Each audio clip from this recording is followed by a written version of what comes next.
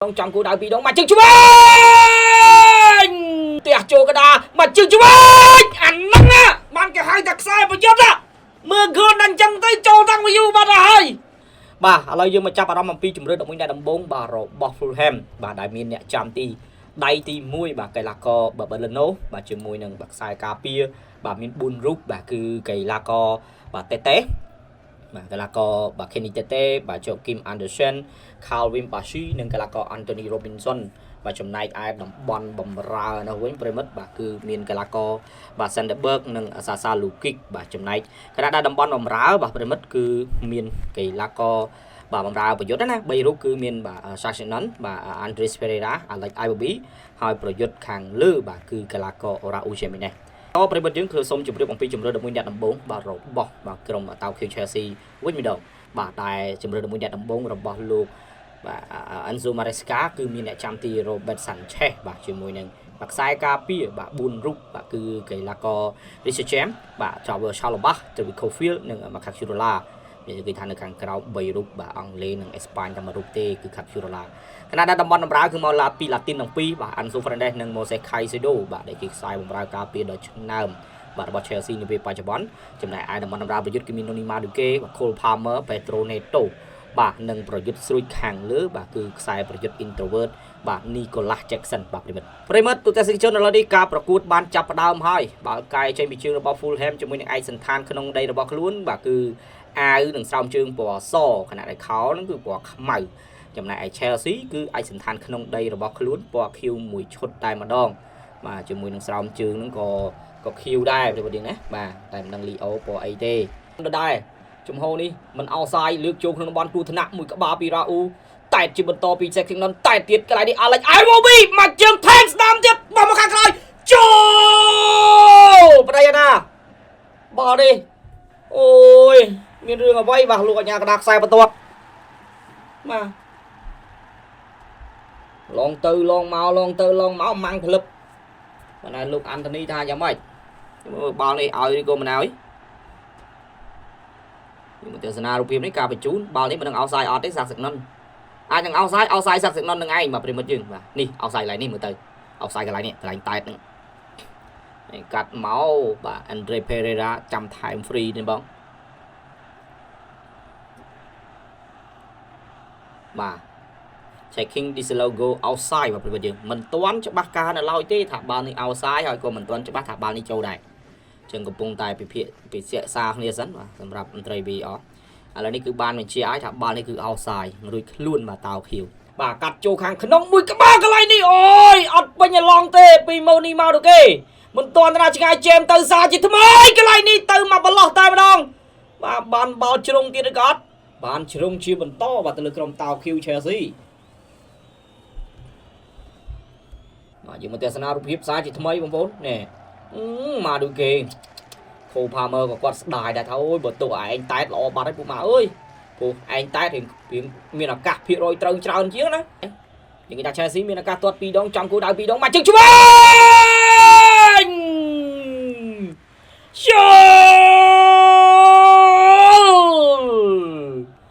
ទើបតែនិយាយថា Chelsea មានឱកាស2ដងទាត់ចំគោលដៅតែ2ដងប៉ុន្តែគ្មានគ្រាប់ឥឡូវនេះ Fulham មានតែមួយលើកមានគ្រាប់តែម្ដងបងប្អូនហើយពីការទាត់ពីសំណាក់ខ្សែបំរើប្រយុទ្ធស្លាបឆ្វេង Alex Iwobi បាទយើងមកទស្សនារូបភាពសារជាថ្មីម្ដងទៀតកន្លែងនេះគឺពាំងយកបាល់បានបាទពីសំណាក់ Sexton ហើយ Sexton បោះទៅតំបន់ដំបូលទូកទប់ហើយក៏ទាត់ឆ្វេងនេះយកតែម្ដងប្រិមិត្តយើងល្អមែនតើ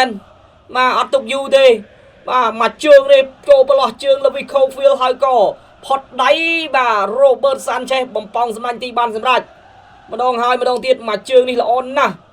ល្អមែនតែនតែម្ដងមើលទៅមិនតំណងទេប្រិមិត្តយើងប៉ុន្តែបែរជាគុណភាពទៅវិញ1-0 Neto Enzo ទះចូលភ្លាមនឹងផុតមកសាជាថ្មី Jackson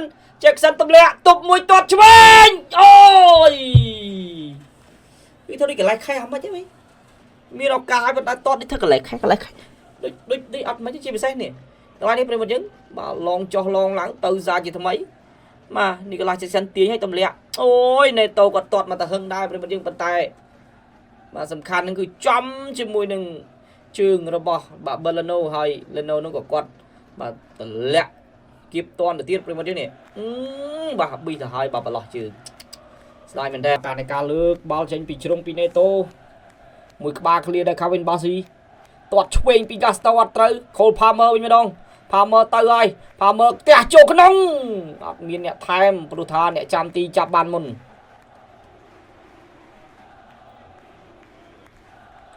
បាទនេះបើសិនជាបានមកគ្រាប់ស្មើណាគឺបើបងប្អូនយើងច្បាស់ជាកាន់តែល្អមើលហើយបាទចុចបំផ្លោងកន្លែងនេះល្អណាស់ដកទ្រូងមួយឱកាសទេកន្លែងនេះមកជើងស្ដាំចូលបានមកគ្រាប់តាមស្មើហើយទីបំផុត Chelsea បំបោចបាទបំបាយពងមន់បានហើយ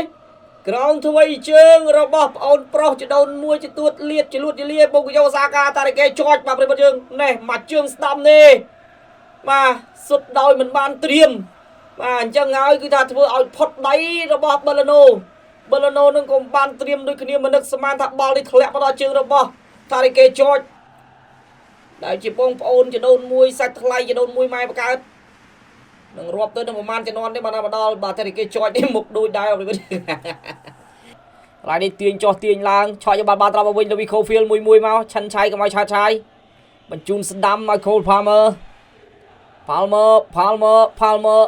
កុំយឺតពេកគេចុះមកណែនឥឡូវហើយ Neto កាប់ល្អណាស់ Neto ចង់អស់ចំហ Neto សុតអាប្អូនហ្នឹងនិយាយមិនបានដល់មកអារឿងអោនក្បាលសុតហ្នឹងអញងើយមើល goal សិនចាំឲ្យសុតអើយអញសុតមើល goal បងប្អូនមើលទេមើលមានមើលទេអោនទាត់យកហើយហើយមានចំ goal ស្អីបាល់នេះបើអ្នកមិនលូតចាប់ក៏វាមិនចំ goal ដែរហើយ Cole Palmer បបលមកជុំសម្លឹងទៅដល់ Enzo វិញ Enzo ទះចូលកដាមកជើងឆ្វេងអាហ្នឹងបានគេហៅថាខ្សែប្រយុទ្ធមើល goal ដល់អញ្ចឹងទៅចូលតាំងពីយូរបាត់ហើយ Pedro Neto មកជើងបបលខ្លួនទាត់នេះគឺថាផ្អែមមែនតើបងប្អូនហើយ